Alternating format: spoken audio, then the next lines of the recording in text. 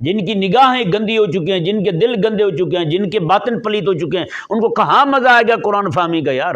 کہاں قرآن اپنے اسرار ان کے سامنے کھولے گا؟ کبھی بھی نہیں کھولے گا۔ حبیب کریم علیہ السلام کی عزت و ناموس کی بات آتی ہے تو قرآن ایسی بات کرتا ہے میں تبت یدا ابی لہب، ابو لہب کے دونوں ہاتھ ٹوٹ جائیں۔ اللہ تبارک و تعالیٰ قرآن کریم میں حبیب کریم علیہ السلام کو تسلی دیتے ہوئے فرماتا ہے میں تاللہ لقد ارسلنا، محبوب سونیا اللہ کی قسم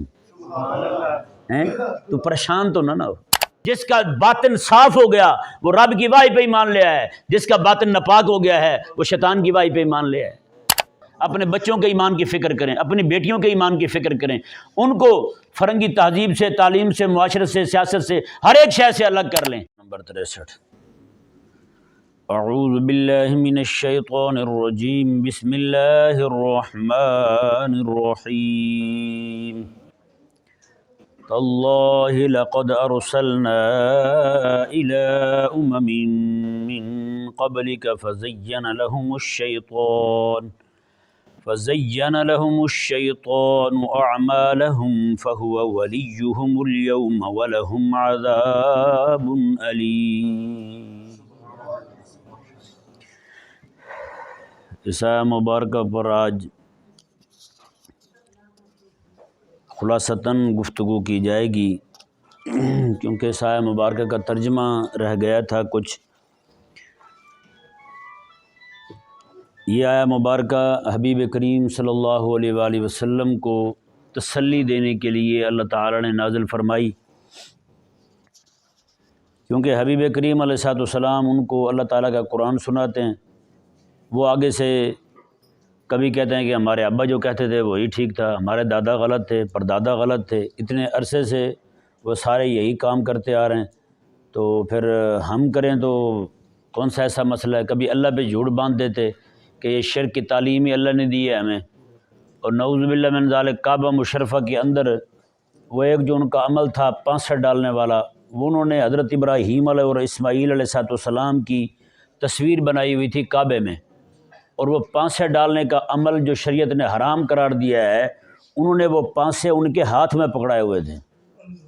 حضرت ابراہیم علیہ السلام اور حضرت اسماعیل علیہ السلام کے ہاتھوں میں پکڑائے ہوئے تھے پانسے، کہ جناب وہ بھی یہی کرتے تھے جو ہم کر رہے ہیں۔ نعوذ باللہ من ذالک، اس سے بڑھ کر اور ڈھٹائی کیا ہوگی کہ وہ اپنے جھوٹے اعمال کو، اپنے شرکیہ افعال کو، اپنے کفریہ اقوال کو اللہ کی طرف اور اللہ تبارک و تعالیٰ کے پاک لوگوں کی طرف منسوب کیا کرتے تھے۔ یعنی وہ حضرت ابراہیم علیہ السلام جن کی جنگ ہی شرک کے خلاف تھی، جو شرک کے خلاف لڑتے لڑتے اپنا وطن چھوڑ کے یہاں آئے، شام سے پھر مکے آئے، ان کو ہی انہوں نے نعوذ باللہ من ذالک مطعون ٹھہرایا کہ ان سے ہی ہمیں یہ روایت پہنچی ہے شرک والی، نعوذ باللہ من ذالک۔ تو چونکہ حبیب کریم صلی اللہ علیہ وآلہ وسلم کے سامنے کھڑے ہو کر کے وہ اس طرح کی باتیں کرتے تھے، تو حبیب کریم علیہ السلام کو بہت سخت رنج ہوتا تھا، بہت سخت تکلیف میں ہوتے تھے آقا علیہ السلام۔ تو اللہ تبارک و تعالی جو ہے وہ حبیب کریم علیہ السلام کو تسلی دے رہا ہے اس آیہ مبارکہ میں، اور تسلی بھی کیسے دی اللہ نے؟ اللہ اکبر کبیرہ۔ یہ کلام جو ہے نا، میں صرف یہی کہوں گا کہ وہ کلام جو روزمرہ تھا، روزمرہ یعنی ایک محاورتاً بولا جاتا تھا، جو عرب کی زبان تھی جی، اور یہ جو طریقہ ہے یہ ہمارے ہاں بھی رائج ہے، یہ ہمارے ہاں بھی اس طرح کا کلام کیا جاتا ہے، لیکن دیکھیں ایک خالصتاً انسانی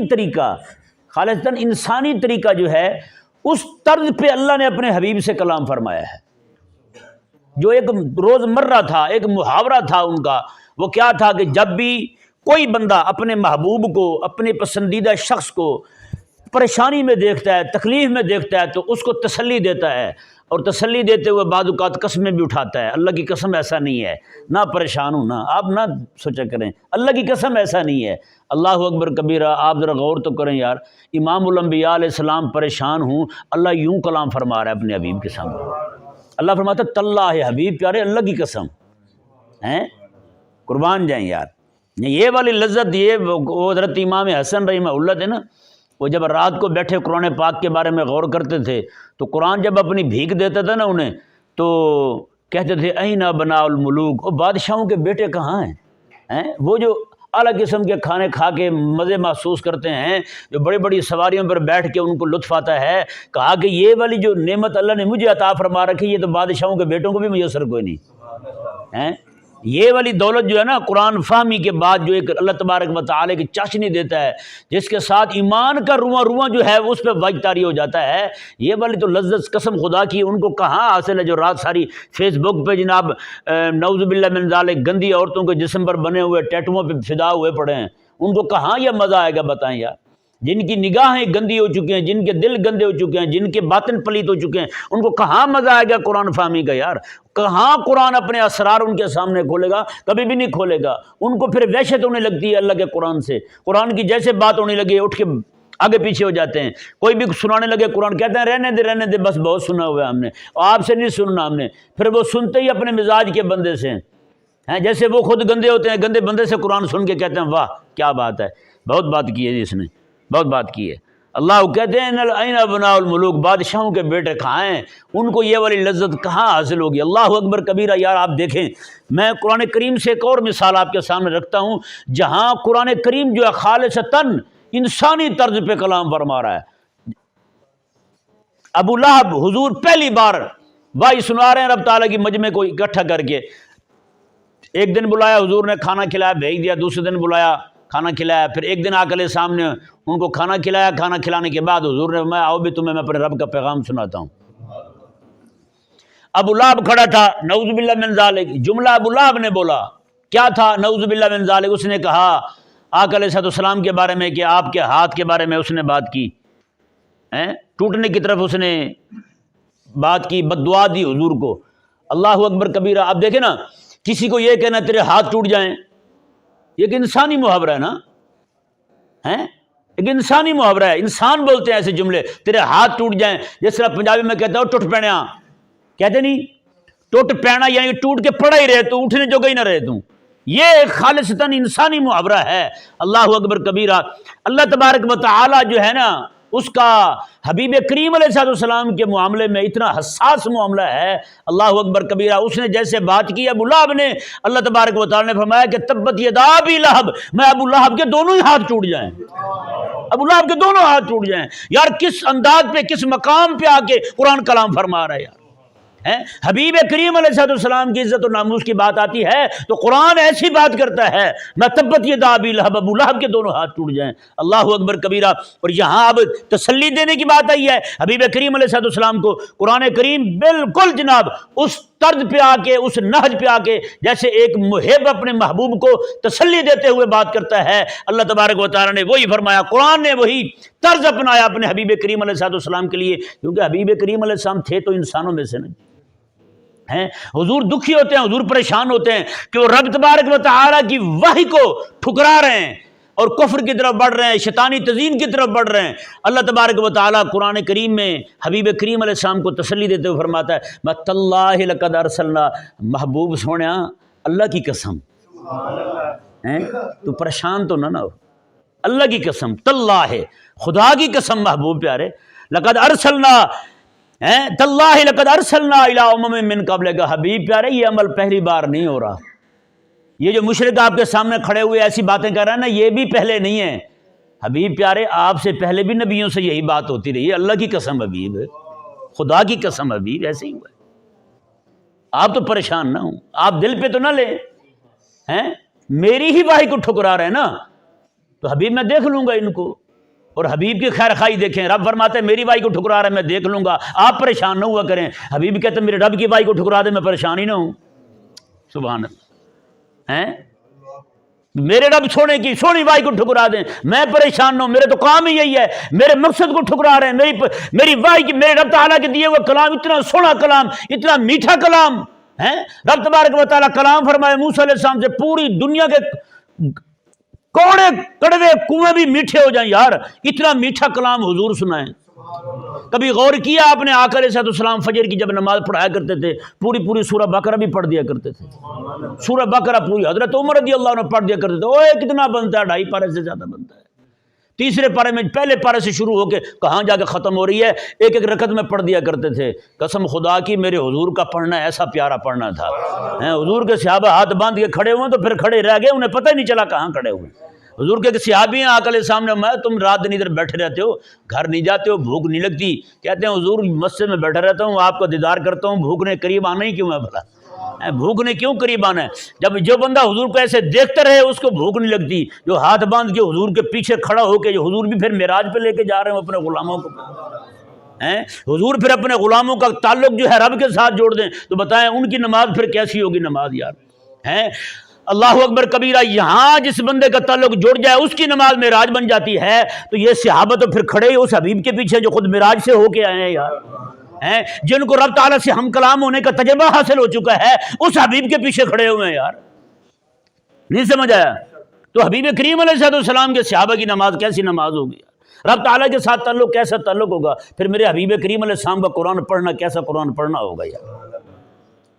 تو نہ یار، اللہ تبارک و تعالیٰ بہت سے مقامات ایسے میں بطور استشہاد کے پیش کر سکتا ہوں جہاں قرآن کریم نے خالصتاً ایک انسانی طرز پہ آ کے کلام فرمایا ہے۔ اللہ اکبر کبیرہ، اللہ تعالیٰ توڑ ہی دیتا ہاتھ اس کے، اللہ توڑ ہی دیتا اس کے ہاتھ، ابو لہب کے اسی وقت ہاتھ ٹوٹ جاتے، لنجا ہو جاتا اسی وقت، لیکن نہ جس طرز پہ اس نے کلام کیا تھا حبیب کریم علیہ السلام کے ساتھ، اللہ نے بھی فرمایا، میں اس نے کہا حضور کے بارے میں ایک ہاتھ کے بارے میں، اللہ نے اس کے دونوں ہاتھوں کے بارے میں فرمایا ہے۔ میں تبت یدا ابی یدا او یدین، یدا یدان، یہ تسنیہ کا صیغہ ہے، یدک نہیں فرمایا، یدا ابی لہب نہیں فرمایا، یدا میں ابو لہب کے دونوں ہی ہاتھ ٹوٹ جائیں۔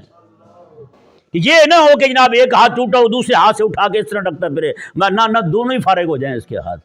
اب اندازہ لگائیں، صرف آپ اس کلام کو دیکھیں کہ اللہ حبیب کے بارے میں کتنا حساسیت والا معاملہ فرماتا ہے۔ حبیب کے بارے میں اس نے یہ کہا، ایک انسانی طرز کلام تھا، اللہ نے اسے جواب بھی اسی طرز پر، یہ نہیں کہ جیسے اس نے جواب دیا تھا ویسے اس نے ایک ہاتھ کے بارے میں فرمایا، اللہ نے دونوں ہاتھوں کے بارے میں فرمایا، اس سے بڑھ کر کلام فرمایا۔ اس سے ثابت یہ ہوتا ہے، میں حبیب کی جب بات آ جائے نا تو جتنی اس نے کی ہے اس سے آگے بڑھ کے کرنا، یہ میرے رب تعالیٰ کے قرآن کی سنت ہے، یہ رب کے قرآن کی سنت ہے۔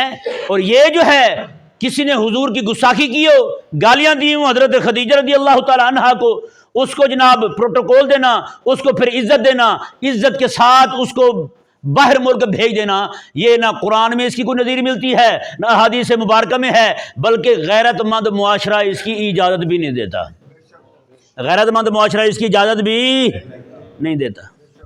غیرت مند بندہ اس بات کی اجازت نہیں دے سکتا، نہ یہ معاشرہ اجازت دیتا ہے، نہ تہذیب اجازت دیتی ہے، نہ اخلاق اجازت دیتے ہیں، نہ شرع اجازت دیتی ہے۔ سمجھ آیا نہیں سمجھ آیا بھائی؟ اللہ تعالیٰ نے تو یوں فرمایا، ابھی جدا دونوں ہی ہیں۔